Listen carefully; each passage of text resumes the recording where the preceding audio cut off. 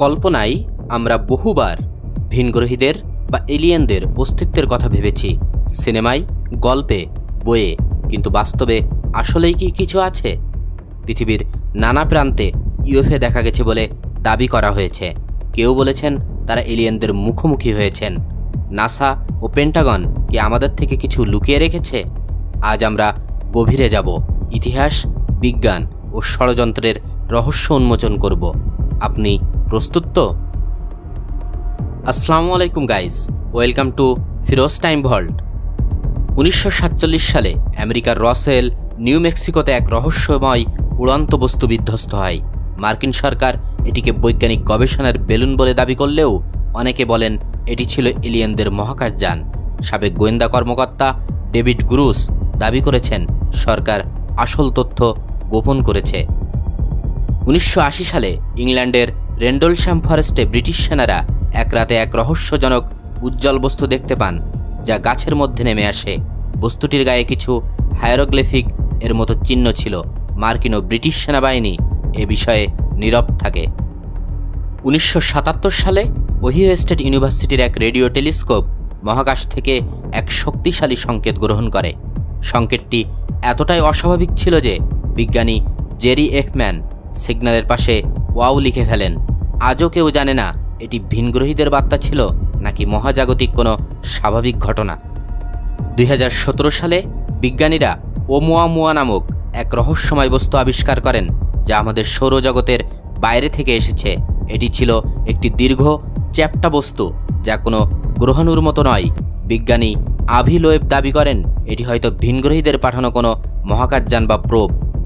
আপনি জানলে অবাক হবেন, ভারত ও বাংলাদেশেও ইউএফও দেখার মতো ঘটনা ঘটেছিল।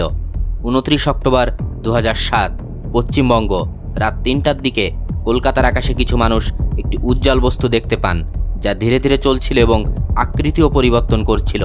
প্রত্যক্ষদর্শীরা বলেছিলেন বস্তুটি রং পরিবর্তন করছিল, কখনো লাল, কখনো নীল বা কখনো সবুজ। অনেকেই ভেবেছিলেন এটি ড্রোন বা বিমান, কিন্তু এটির চলাফেরা ছিল অস্বাভাবিক। 2013 সালের আগস্টে লাদাখের ভারত চীন সীমান্তে ভারতীয় সেনাবাহিনী এক রহস্যময় উজ্জ্বল বস্তু দেখতে পান, যা চীনের সীমান্তের দিকে চলছিল। সেনারা বস্তুর ছবি ও ভিডিও সংগ্রহ করেন, কিন্তু সেটি কোনো চীনা ড্রোন বা স্যাটেলাইট ছিল না। এটি প্রায় 100 বারের বেশি দেখা গিয়েছিল। একইভাবে 1 জানুয়ারি 2015 ভারতের ব্যাঙ্গালোরে একজন আলোকচিত্রী ব্যাঙ্গালোরের আকাশে চাকতির মতো একটি উজ্জ্বল বস্তু দেখতে পান। জুলাই 2015 বাংলাদেশের কক্সবাজারে গভীর রাতে কিছু জেলে ও পর্যটক আকাশে একটি অদ্ভুত আলোর বিন্যাস দেখতে পান। এটি প্রথমে স্থির ছিল, তারপর দ্রুত গতিতে সমুদ্রের দিকে সরে যায় এবং আচমকা অদৃশ্য হয়ে যায়। প্রত্যক্ষদর্শীরা দাবি করেন এটি কোনো বিমান বা ড্রোনের মতো ছিল না। 2003 সালে বরিশালে কিছু স্থানীয় লোক মাঝরাতে আকাশে একটি উজ্জ্বল গোলাকার বস্তু দেখতে পান। বস্তুটি ধীরে ধীরে নিচে নেমে আসে, কিছুক্ষণ স্থিরও থাকে, তারপর তীব্র গতিতে সরে যায়। প্রত্যক্ষদর্শীরা জানান বস্তুটি কোনো উল্কা বা বিমান ছিল না। 1969 সালে অ্যাপোলো 11 মিশনের সময় চাঁদে মহাকাশচারীরা কিছু রহস্যময় বস্তু দেখেছেন বলে দাবি করেছিলেন। এডগার মিচেল ও বাজ অল্ড্রিন বলেছিলেন আমরা মহাকাশে একা নই। কিন্তু নাসা কখনোই ইউএফও বা এলিয়েনদের কথা সরাসরি স্বীকার করেনি। তাহলে কি নাসা আমাদের থেকে কিছু লুকাচ্ছে? 2020 সালে পেন্টাগন ইউএফও এর কিছু ফুটেজ প্রকাশ করে, যেখানে অজানা বস্তুগুলো মিগ জেট ফাইটারের চেয়ে দ্রুত গতিতে উড়ছিল। মার্কিন সামরিক পাইলটরা বলেছেন তারা নিয়মিত ইউএফও দেখে থাকেন। 2020 সালে পেন্টাগন স্বীকার করে যে তারা 2004, 2014 এবং 2015 সালে কিছু ইউএপি আনআইডেন্টিফাইড এরিয়াল ফেনোমেনা বা ইউএফও দেখেছে। এগুলোর গতিবিধি ছিল অদ্ভুত, কোনো শাস্ত্রীয় পদার্থবিদ্যার নিয়ম মানছিল না। মার্কিন সেনাবাহিনীর পাইলটরা বলেন এই বস্তুগুলো আচমকা গতি পরিবর্তন করছিল, যা মানুষের প্রযুক্তিতে সম্ভব নয়। তাহলে এলিয়েনদের অস্তিত্ব আসলে কতটুকু সত্য? নাসার কিউরিওসিটি রোভার মঙ্গল গ্রহে মিথেন গ্যাসের অস্তিত্ব খুঁজে পেয়েছে। পৃথিবীতে মিথেন সাধারণত জীবিত প্রাণীদের দ্বারা উৎপন্ন হয়। বিজ্ঞানীরা বলেছেন এটি হতে পারে মঙ্গল গ্রহে অণুজীবের প্রমাণ। 1954 সালে বিজ্ঞানীরা ব্ল্যাক নাইট স্যাটেলাইট নামের এক রহস্যময় বস্তু পৃথিবীর কক্ষপথে আবিষ্কার করেছিলেন। কেউ জানে না এটি কিভাবে সেখানে এলো, কারণ মানুষের প্রথম কৃত্রিম স্যাটেলাইট স্পুটনিক 1 উৎক্ষেপণ করা হয় তার 3 বছর পর 1957 সালে। অনেকে মনে করেন এটি ভিনগ্রহীদের পাঠানো স্পেস প্রোব। বার্নি ও বেটি হিল এই দম্পতি দাবি করেন 1961 সালে তারা ইউএফও দ্বারা অপহৃত হন এবং এলিয়ানরা তাদের শরীরে পরীক্ষা চালায়। ট্রাভিস ওয়াল্টন নামে আরও এক ব্যক্তি বলেছিলেন 1975 সালে তাকে ইউএফওতে নিয়ে গিয়ে 5 দিন পর পুনরায় পৃথিবীতে ফিরিয়ে দেওয়া হয়। আমেরিকার এরিয়া 51 হলো এমন এক রহস্যময় সামরিক বেজ যেখানে ইউএফও ও এলিয়েন সংরক্ষণ করা হচ্ছে বলে ষড়যন্ত্র তত্ত্ব প্রচলিত রয়েছে। এরিয়া 51-এর প্রাক্তন কর্মচারী বব লাজার দাবি করেছেন তিনি সেখানে ভিনগ্রহী প্রযুক্তি নিয়ে গবেষণা করেছেন। সরকার আজও এরিয়া 51 সম্পর্কে বিস্তারিত কিছুই জানায়নি। সেটি বা search for extra terrestrial intelligence বহু বছর ধরে মহাকাশে ভিনগ্রহী সংকেত খুঁজে চলেছে।